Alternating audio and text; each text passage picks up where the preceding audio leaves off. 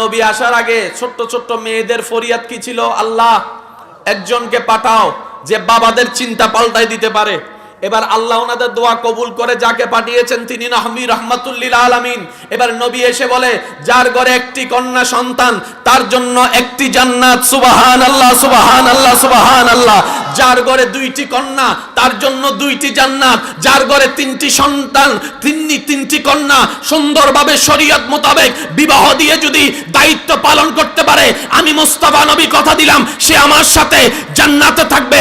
কানা মাই ফিল জান্নাহ, জান্নাতে থাকবে। এবার যে বাবারা এক সময় এই মাটির উপরে মেয়েদেরকে গলা চিপে হত্যা করত, কবর দিত জিন্দা অবস্থায়, আজকে সেই বাবা হাজার কাজ শেষ করে ঘরে আসার পরে নিজের মেয়ে সন্তানকে কোলের মধ্যে নিয়ে গালে চুমু খাওয়া শুরু করে দিয়েছে। সুবহানাল্লাহ। এখানে অনেক মেয়ের বাবা আছেন, মেয়েদেরকে বিবাহ যেদিন দিয়েছেন বুক ফেটে গেছে। জোরে জোরে জোরে জোরে। বাবা এক কোনায় গিয়ে চোখের থেকে টপ টপ টপ করে পানি ফেলছে। একজন যায় জিজ্ঞেস করছে, আপনি কান্না করছেন কেন? তো আমার কলিজার দন আজকে অন্য জায়গায় দিয়ে দিতে হচ্ছে। লাইলা পাইলা বড় করলাম আমি, কিন্তু নিয়ম তো আর ভাঙতে পারবো না। আর বাবারা সবসময় মেয়ে ভক্ক, মেয়েরা সবসময় বাবা ভক্ক। আসেনি? আছে।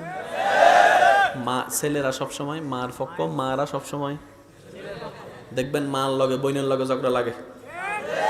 আর একটু জোরে কয় না। বাবারা সবসময় সাপোর্টার মেয়েদের, আর ছেলেদের সাপোর্টার এই তো আর ক্লাব আছে, এটা বড় হবে না। ছেলেদের সাপোর্টার মার ছেলে একদল, বাবার মাই আরেক দল। এবার বাবা যখন কান্না করে, ও বাবা কান্দ কেন? আমার কলিজার দন, আমার মেয়ে।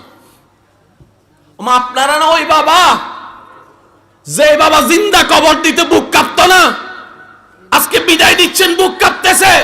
কই বুঝি নাই, শয়তান ব্রেন ওয়াশ করে দিয়েছে। নবী রাহমাতুল লিল আলামিন এসে চিন্তায় পাল্টাই দিয়েছে। বলেন সুবহানাল্লাহ। এবার বলেন, আমাদের নবী ছোট ছোট বাচ্চাদের জন্য আল্লাহর পক্ষ থেকে কি হয়ে এসেছে? জোরে বলেন না রে ভাই। বাচ্চাদেরকে মেরে ফেলতেছে, এটা বাচ্চাদের জন্য গজব। নবী এসে কথা দিয়ে চিন্তা পাল্টাই দিয়েছে, এখন বাচ্চাদেরকে কোলে নিয়ে চুমু খাচ্ছে। ওই মেয়ের জন্য নবী কি?